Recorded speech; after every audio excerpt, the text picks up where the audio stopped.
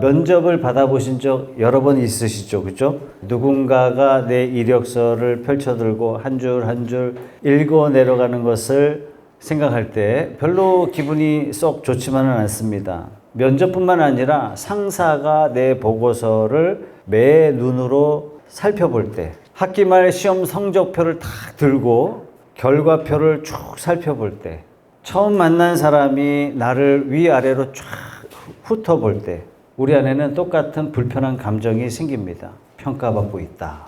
누군가가 나를 재보고 있다. 좋지 않죠? 어쩌면 우리는 평생 보이지 않는 심사대 앞에서 살아가는지 모르겠습니다. 여러분 보시는 이 그림이 체코 프라하의 프란츠 카프카예요. 관광지마다 이 사람의 그림이 있고 이 사람의 조형물이 있습니다. 만든 작품이 뭐냐면 소송이라는 작품인데요. 첫 문장이 이렇게 시작합니다. 어느 평범한 아침입니다. 요제프 K라는 한 남자가 침대에서 눈을 뜹니다. 여느 날과 다를 것 없는 아침입니다. 그런데 방문이 덜컥 열립니다. 낯선 남자 둘이 들어옵니다. 그리고 말합니다. 당신은 체포되었소. 요제프 K는 어리둥절합니다. 내가요? 무슨 죄 때문에? 그런데 성도 여러분, 진짜 무서운 거는 지금부터예요. 아무도 그에게 죄 몫을 알려주지 않습니다. 도대체 무슨 잘못을 했는지, 누가 고발했는지, 재판이 언제 열렸는지 그 누구도 알려주지 않아요. 다만 한 가지는 분명합니다. 지금부터 요제프 K는 피고예요. 그날부터 K는 삶이 송두리째 바뀌죠. 자신의 결백을 증명하기 위해서 온 도시를 헤맵니다. 변호사를 찾아 헤맵니다. 법률 사무실 계단을 하루에도 여러 번 오르락 내리락 합니다. 자기를 도와줄 사람이라면 누구든지 찾아가서 매달립니다. 밤이고 낮이고. 요제프 K의 머릿속에는 오직 한 가지 생각뿐이에요. 나는 결백하다. 이것을 증명해야 된다. 이 재판을 끝내야만 한다. 근데 재판이 끝나질 않아요. 증명하면 증명할수록 재판이 더 미궁 속으로 빠져듭니다. 변호하면 변호할수록 죄가 더 무거워지는 것을 경험하게 돼요. 문을 하나 열고 닫으면요, 또 다른 문이 열려요. 법정 너머에 또 다른 법정이 생깁니다. K는 지쳐갑니다. 점점 늙어갑니다. 그러나 끝내 자신이 무슨 죄로 재판을 받는지조차 알아내지 못합니다. 이 소설의 맨 마지막 장면입니다. 어느 날 밤 두 사내가 다시 그를 찾아왔다. K를 도시 외곽의 채석장으로 끌고 갑니다. 차가운 돌 위에 K를 눕힙니다. 그리고 카프카는 그 마지막을 이렇게 기록합니다. 그는 개처럼 죽었다. 끝까지 죄의 몫을 모른 채. 끝까지 자기를 변호하다가 한 마리 개처럼 죽어갔어요. 이 소설을 읽으면 오늘날 우리의 모습이 자꾸만 떠오릅니다. 우리도 K처럼 살고 있는 것은 아닐까. 누가 시작했는지는 모르는 그런 재판 가운데 우리는 있어요. 무슨 죄인지도 모르는 채로 평생 자기를 증명하며 삶을 살아갑니다. 더 좋은 성적표, 더 좋은 성적, 나를 입증하려고 해요.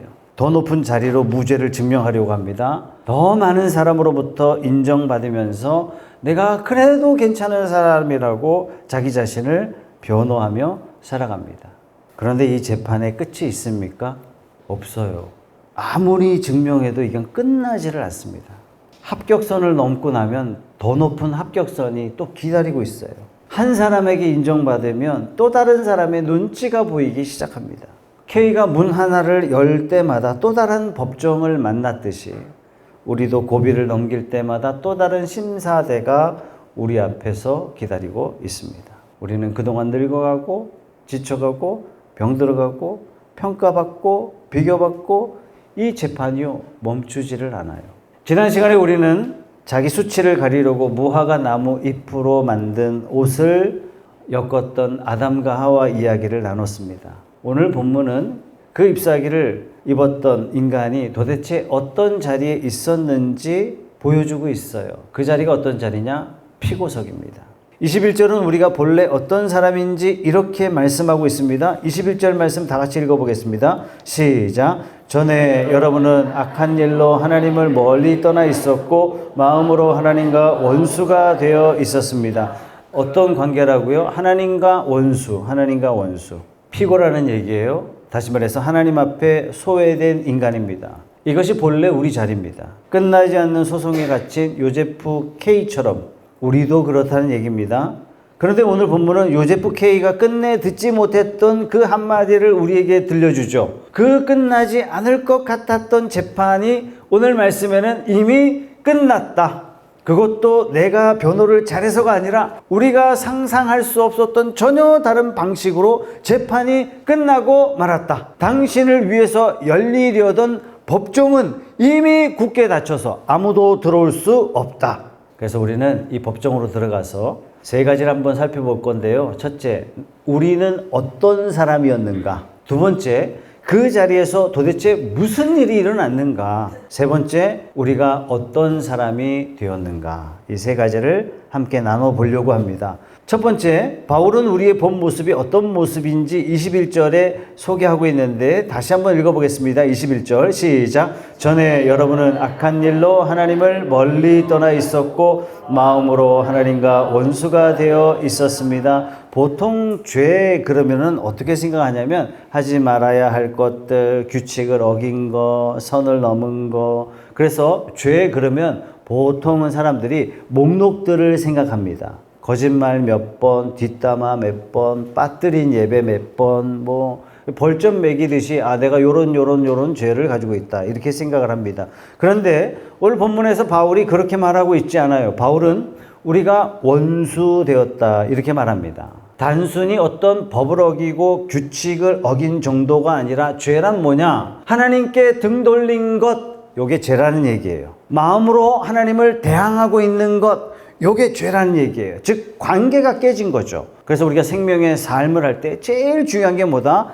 관계다. 이렇게 말씀드린 이유가 바로 여기 있습니다. 죄는 나쁜 행위의 목록을 말하는 것이 아니라 하나님과 나와의 관계가 무너진 것. 이 둘의 개념은요 굉장히 큽니다. 자, 지금으로부터 약 1600년 전에 북아프리카에 아우구스티누스가 살고 있었습니다. 아우구스티누스, 정말 유명한 책이 있죠. 고백록 이런 책이 있고 신의 도성이라는 책이 기독교의 기초가 되는 책이에요. 1600년 전에 이분이 그런 책을 썼습니다. 먼 훗날에 오늘날까지도 기독교 역사상 가장 위대한 족적을 남긴 그런 분인데 이분의 고백록을 읽어보면 젊은 날에 매우 방탕했습니다. 고백록에 보면 16살 때 있었던 사소한 에피소드 하나를 소개하고 있는데 그 에피소드가 자기 인생에 평생 따라다니는 아주 중요한 사건이다 이러면서 고백하고 있어요. 어떤 내용이냐면 어느 날 밤에 동네 친구들하고 어울려 가지고 이웃집 배나무 밭으로 갑니다. 배가 주렁주렁 열려 있어요. 16살 청년들이 다 모여가지고 청소년들이 모여가지고 배가 주렁주렁 열린 그 나무를 막 흔들어가지고 배를 다 떨어뜨렸어요. 그 떨어진 배를 한 알음 두 알음만 안고 그래가지고 모자란 아이는 또 흔들어서 따고. 이 소년들이 왜 배를 땄느냐? 먹고 싶어서 딴 게 아니란 얘기예요. 이미 자기 집에 이거보다 더 좋은 더 훌륭한 배가 이미 있어요. 배가 고팠던 것도 아니었습니다. 그렇다면 그 많은 배를 왜 땄느냐? 한입 베어 물고 돼지 우리에다 던져주고 한입 베어 물고 돼지 우리에 던져주고 그게 전부예요. 이게 즐거웠던 거예요. 노년의 아우구스티누스는 그때를 회상하면서 소스라치게 놀랍니다. 나는 왜 그랬는가? 배가 탐났는가? 아니었다. 그 행위 자체가 즉 금지된 선을 넘어가는 그 짜릿함이 너무너무 좋았다라고 고백하고 있어요. 그러면서 이렇게 기록합니다. 나는 죄 그 자체가 좋았고 사랑했다. 여러분, 죄를 짓는 행위가 하나님께 등 돌린 그 마음이 하나님께 등 돌린 그 마음이 그 자체가 좋았다는 얘기예요. 지금 바울이 말하고 있는 원수된 마음이 바로 이런 겁니다. 거짓말하는 사람이 진실을 몰라서 거짓말할까요? 아닙니다. 미워하는 사람은 사랑하는 법을 몰랐기 때문에 미워했을까요? 아닙니다. 알면서 등 돌린 거예요. 그래서 죄가 참 무서운 겁니다. 왜 죄 짓느냐? 정보가 부족해서 죄 짓는 게 아니란 얘기예요. 방향의 문제라는 얘기입니다. 하나님을 향했던 마음이 어느새 하나님을 등지고 서 있는 거예요. 말 안 듣고 싶은 게 그게 더 좋은 거예요. 하나님을 향하여 등 돌린 바로 그 자리에서 우리의 모든 불행이 시작됐죠. 자, 지난 시간에 사람은 자기 수치와 부끄러움을 가리려고 무화과 나뭇잎으로 가린다고 했습니다. 왜 가려요? 하나님께 등 돌렸기 때문에 가리기 시작한 거예요. 하나님의 따뜻한 눈을 등졌으니까 뭐가 경험된다고요? 존재의 추락을 경험하게 된다고요. 그래서 뭐가 시작돼요? 사람의 눈치가 시작돼요. 비교가 시작돼요. 사람의 평가에 의해서 자기 자신의 삶을 살아갑니다. 이것이 죽을 때까지 끝나지 않는 재판이다라는 것입니다. 결국 우리 스스로를 피고로 만들고 말았어요.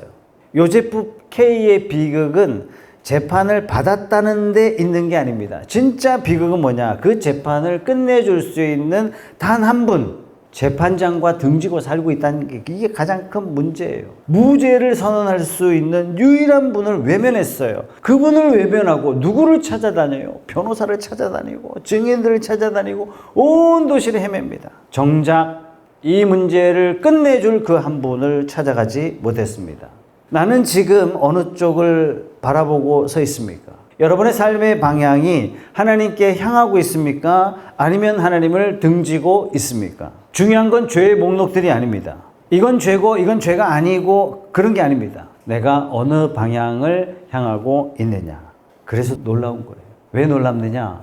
등 돌린 것은 우리였고 배척한 것은 우리였는데, 그렇다면 화해의 손길을 당연히 내밀어야 하는 건 누구겠어요? 우리여야 되잖아요. 그죠? 잘못한 쪽이 먼저 고개를 숙이고 죄송합니다.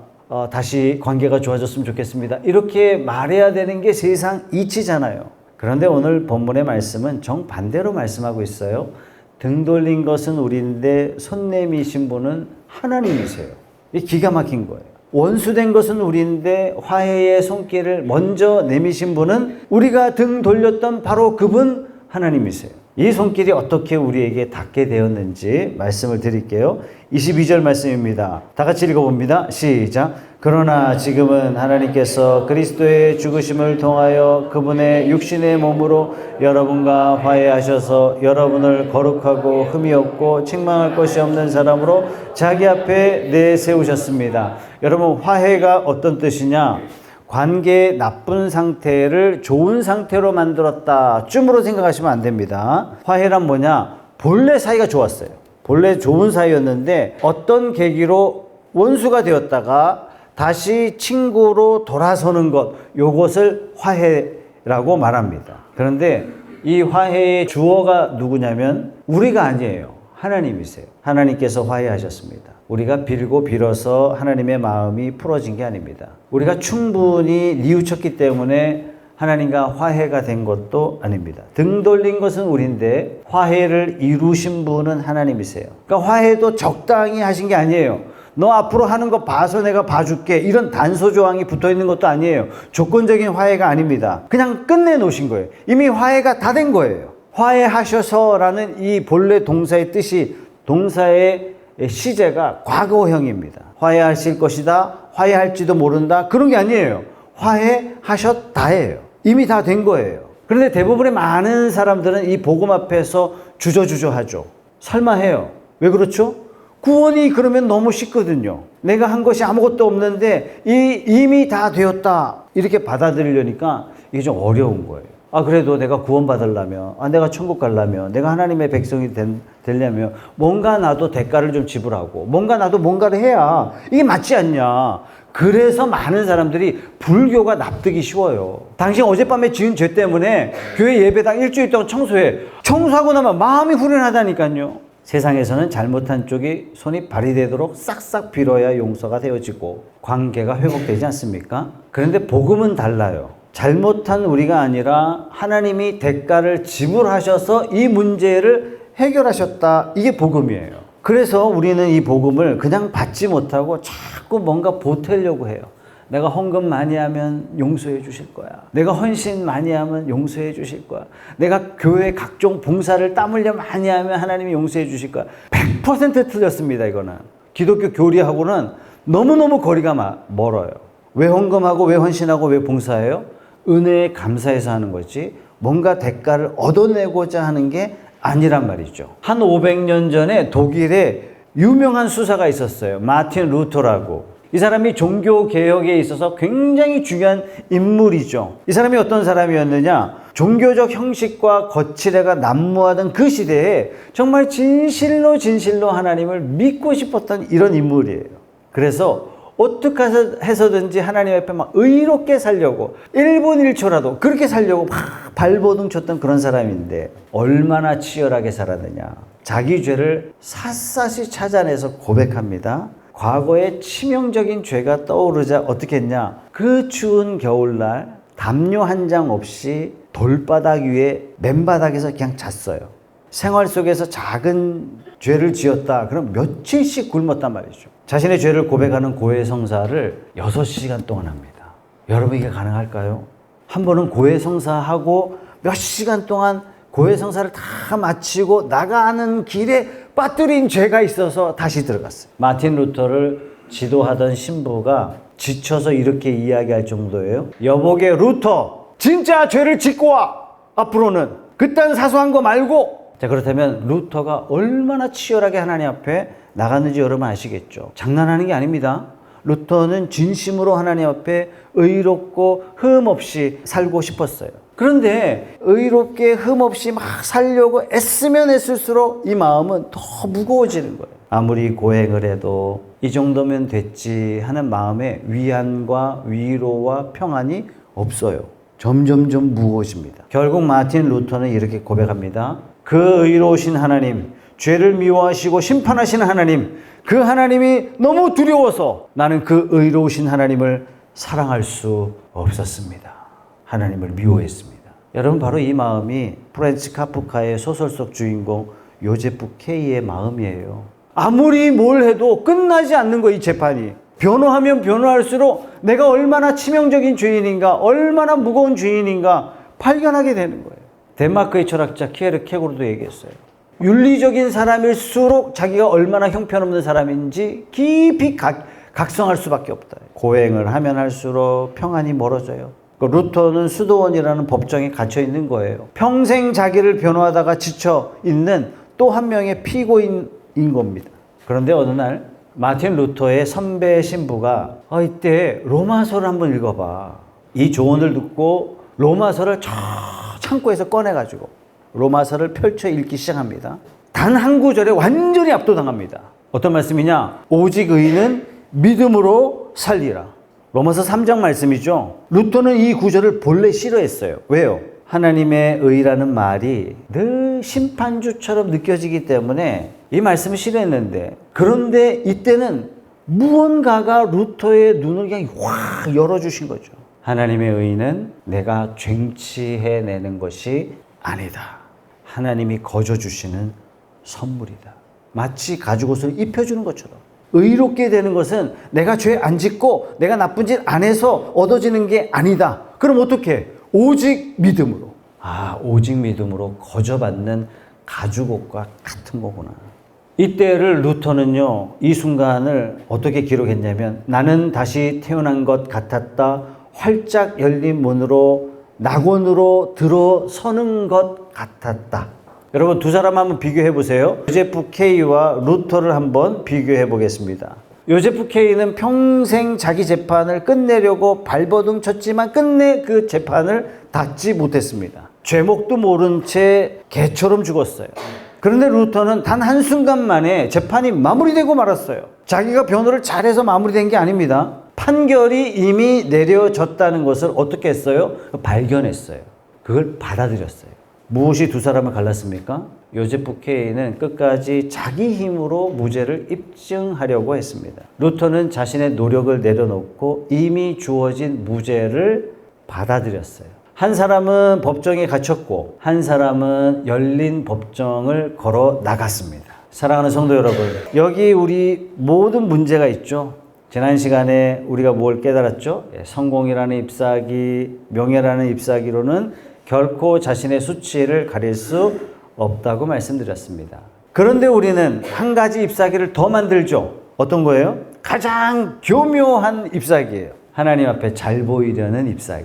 이제는 세상에 충성하지 말고 하나님께만 충성하자. 너무 멋진 표현 같아요. 그죠? 이제는 사람에게 인정받으려 하지 말고 하나님 앞에 인정받는 일꾼이 되자. 얼핏 보면 굉장히 거룩한 결심 같습니다. 근데 여기에도요, 함정이 있어요. 잘 보이려는 구조 자체가 너무너무 똑같아요. 이런 결단을 하면, 기도를 많이 하면 마음에 막 하나님 앞에 떳떳한 마음이 생겨요. 기도를 평상시 안 하면요, 하나님 앞에 늘 죄송한 마음이 든단 말이에요. 성경을 늘 많이 읽으면 뭔가 하나님 앞에 뭐 떳떳한 것 같고 하나님 앞에 이렇게만 말해도 될 것 같은 교만함이 내 속에 든단 말이죠. 반면에 성경을 안 읽으면 기도를 해도 좀 미안한 것 같고 그런 마음이 든단 말이죠. 하나님은 어떤 하나님으로 만드는 거예요? 하나님을 심판하시는 하나님으로 만드는 겁니다. 그런 마음이라면 여전히 나는 재판장 안에 서 있는 거나 마찬가지예요. 루터는 세상에 잘 보이려는 그런 사람이 아니었습니다. 루터는 하나님께 잘 보이려는 그 누구보다도 철저하게 애쓴 사람이 루터였어요. 그런데 루터가 어떻게 했죠? 평안이 없어요. 기쁨이 없어요. 왜요? 역시 하나님은 심판주로 보고 있기 때문에. 여러분, 화해는 이루는 것이 아니라 이미 이루어진 것을 그냥 받는 거예요. 구원은 내가 이루는 것이 아니라 이미 예비된 구원을 내가 그냥 받는 거예요. 그래서 기독교의 구원은요, 세상 어떤 종교하고 비교할 수 없어요. 근데 세상 종교들은요, 거의 비슷해요. 패턴이 비슷해요. 뭔가 인간이 노력해야 돼. 그래서 하나님께서 우리를 의롭다 불러주신 것을 어려운 한자어로 어떻게 표현했냐면 칭의, 의롭다 부르심, 칭의 이렇게 표현하거든요. 칭의는 내가 의롭게 불려지려고 어떤 노력을 해야 되느냐, 아무것도 필요 없다는 얘기예요. 뭐만 있으면 돼요? 믿음만 있으면 된다. 이렇게 표현한 겁니다. 의롭다고 인정받는 것, 죄 없음이라고 인정되는 것은 우리가 도달할 수 있는 게 절대로 아닙니다. 그러므로 우리는 증명해낼 방법도 없어요. 우리가 할 일은 단 하나, 증명하려고 발버둥 치든 뭔가의 그 대가를 지불하려고 하는 그런 모든 것들을 그냥 내려놓는 거예요. 예수님이 십자가에서 이미 다 이루었다. 이걸 받아들이는 거예요.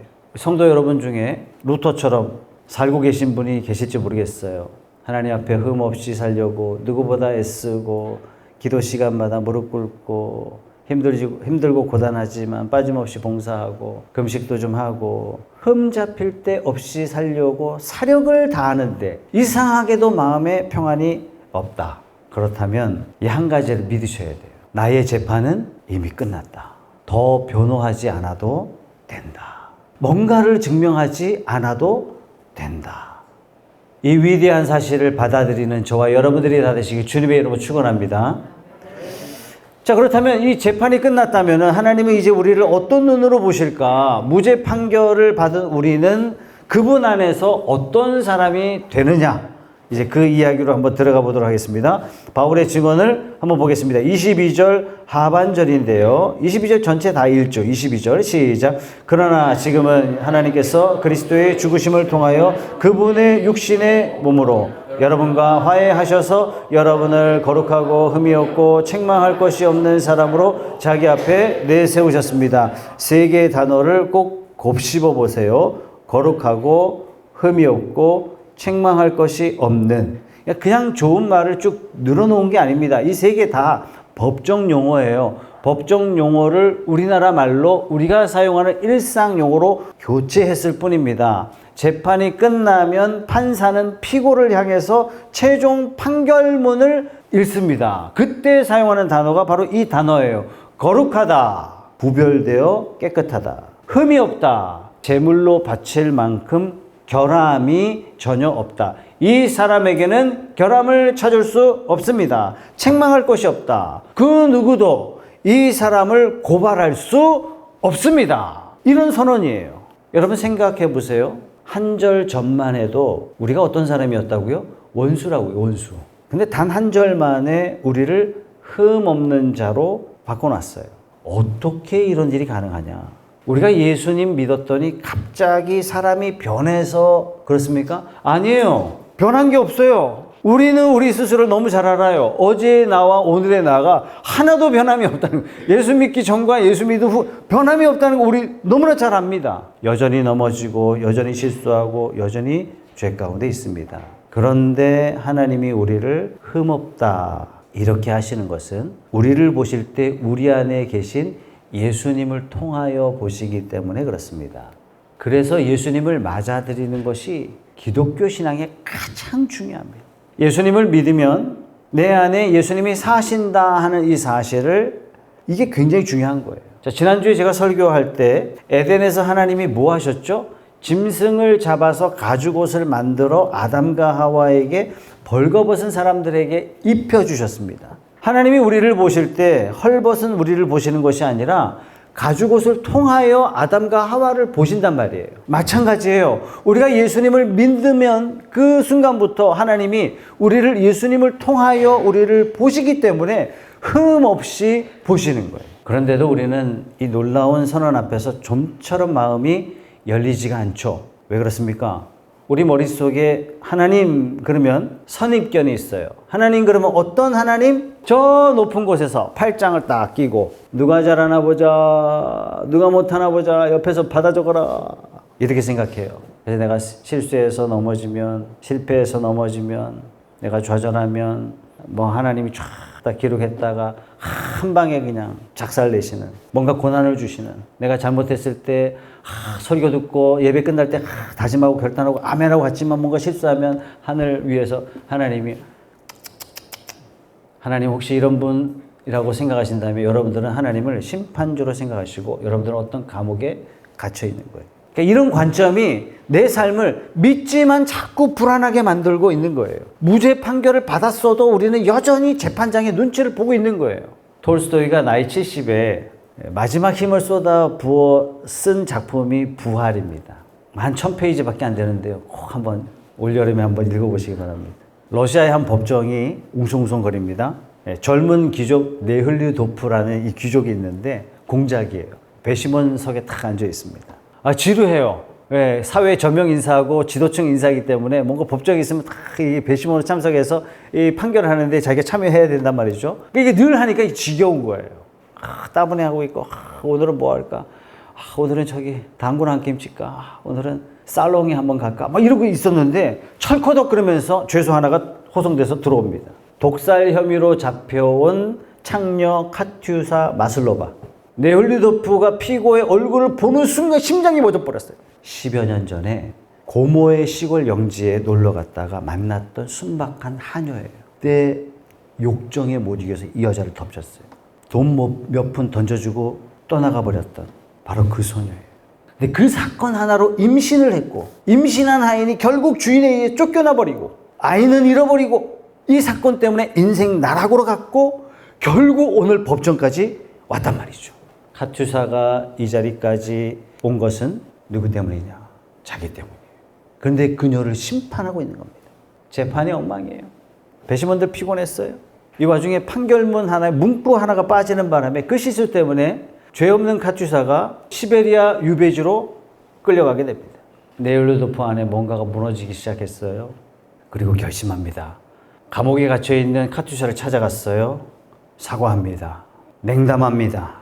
그래서 이 네흘리도프가요, 전 재산을 다 팔아서 자기가 가지고 있는 모든 농지를 농민들에게 다 나눠줍니다. 자신의 귀족의 삶을 통째로 갖다 버립니다. 죄인들이 시베리아로 떠날 때 네흘리도프가 함께 갑니다. 귀족이었던 사람이, 배심원이었던 사람이 피고의 곁에 함께 걷기를 시작했어요. 이에 이 사람의 실질적인 행동 때문에 카투사가 변화되기 시작합니다. 자기밖에 모르던 이 여자가 다른 죄수들을 병간호하기 시작합니다. 카투사의 영혼이 이때 되살아나게 되죠. 그럼 무엇이 도대체 카투사를 되살렸느냐? 판결이 뒤집혀서 카투사가 되살아났느냐? 여전히 카투사는 죄수입니다. 재판석에 앉아 있었던 사람이 내려와서 자기 곁에서 함께 걷고 있을 때 카투사 여인의 영혼이 되살아났어요. 그래서 톨스토이가 이 작품의 이름을 부활 이렇게 붙였습니다. 카투사도 부활했고 네흘리도프도 부활했어요. 이 작품을 읽는 사람도 영혼이 소생하는 것을 경험하게 됩니다. 네흘리도프는 왜 재판석을 내려왔습니까? 자기가 죄인이기 때문에 카투사를 이 자리까지 밀어뜨린 그 죄책이 그 재판석에서 끌어내린 겁니다. 자기 죄 때문에, 죄에 대한 책임 때문에, 빚이 있었기 때문에 네흘리도프는 내려왔어요. 그런데 여러분, 우리 하나님은 어떻습니까? 아무 빚이 없으세요.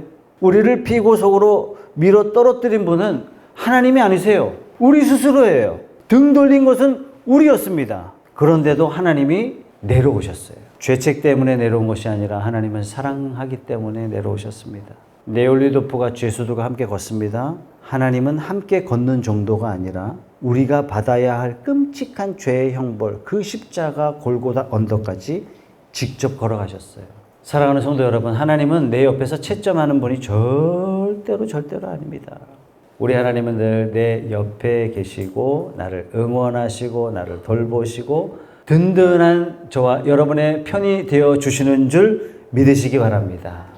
여러분들이 죄 가운데 있을 때 하나님은 직접 죄와 싸울 수 있도록 우리에게 힘 주시고, 우리가 아파할 때 우리를 토닥여 주시고 다시 일으켜 주시고 다시 싸울 수 있는 힘 주시는 분이 우리 하나님 되세요. 나를 채점하시는 분이 절대로 아니십니다. 오히려 나와 함께 뛰어주시는 분이 우리 하나님인 줄 믿으시기 바랍니다. 여러분에게 두 종류의 친구가 있다고 합시다. 한 친구는 더없이 객관적이에요. 냉철해요. 나의 강점도 알고 나의 약점도 잘 압니다. 그리고 필요할 때마다 찔러줘요. 너는 요게 부족해. 너는 요걸 잘해. 또 다른 친구가 있는데 나를 너무 좋게 봐요. 내 약점을 모르는 것도 아닌데 나만 보면 세상에 나처럼 괜찮은 사람이 없는 것처럼 나를 대해줍니다. 질문합니다. 자, 둘 중에 누구와 함께 있을 때 우리는 좀 더 나은 인간이 됩니까? 누구죠? 신기하게도 나를 믿어주고 좋게 봐주는 그 친구 앞에서 우리가 더 나은 사람이 되려고 합니다. 더 사랑하게 되고 더 정직하게 되고 더 의로워집니다. 나를 향한 따뜻한 시선이 나를 그 시선에 걸맞는 사람이 되도록 나를 빚어가죠. 하나님이 그런 분이세요. 우리 신앙에 변화가 없는 이유가 뭐냐? 하나님을 그런 하나님으로 믿지 않고 심판하시는 하나님, 혼내시는 하나님, 필요하면 고난도 왕창 주시는 하나님, 나를 채점하셔서 집에서는 몇 점, 회사에서는 몇 점, 교회에서는 몇 점. 아니요, 하나님 절대로 그런 분 아니세요. 만약 이렇게 하나님을 믿는다면 그 사람은 100% 우상 숭배자예요. 다시 말씀드립니다. 하나님을 채점관, 심판관으로 보신다면 나는 우상 숭배하고 있는 거예요. 반대로 하나님이 정말 내 편이심을 믿는 그 순간 우리는 믿음이 변화되기 시작해요. 사랑하는 성도 여러분, 여러분 마음속에 잘못된 하나님의 관점을 바꾸십시오. 팔짱 끼고 우리를 채점하시는, 내려다보시는 하나님은 어디도 안 계십니다. 그런 하나님은 존재하지도 않으세요. 하나님은 지금도 여러분 곁에 계십니다. 여러분들을 위로하시고 응원하시고, 여러분들이 만약 넘어진다면 가장 아파하시는 분이 우리 하나님이세요. 우리가 죄와 싸울 때 결코 혼자 내버려 두지 않으시고 오히려 소매를 거두시고 싸워주시는 분이 저와 여러분의 하나님인 줄 믿으시기 바랍니다. 재판 끝났습니다. 재판장 되신 하나님은 절대적으로 여러분의 편인 줄 믿으시기 바랍니다. 오늘 말씀을 마무리하면서 여러분들에게 세 가지 말씀을 드립니다. 첫째, 내가 어디를 향하고 있는지 정직하게 보십시오. 내가 지금 하나님을 향하고 있는 건지 아니면 하나님을 등지고 있는 건지, 이거 여러분들이 매 순간 여러분의 마음을 들여다보시기 바랍니다. 두 번째, 끝내려고 발버둥 치려고 했던 나의 소송을 멈추십시오. 뭔가로 자꾸 나를 입증하려고 하는 것, 도대체 그게 뭡니까? 성공, 명예, 재산, 더 많은 인기, 하나님께 잘 보이려는 거룩해 보이는 몸부림, 여기에다가 이름을 붙이세요. 아직도 내가 끝내지 못한 소송은 이거다. 그리고 거기다가 쓰세요. 이렇게 살면 개처럼 죽는다. 하나님은 이미 끝내셨다. 너는 내 아들이다. 예수를 영접한 너는 내 아들이다.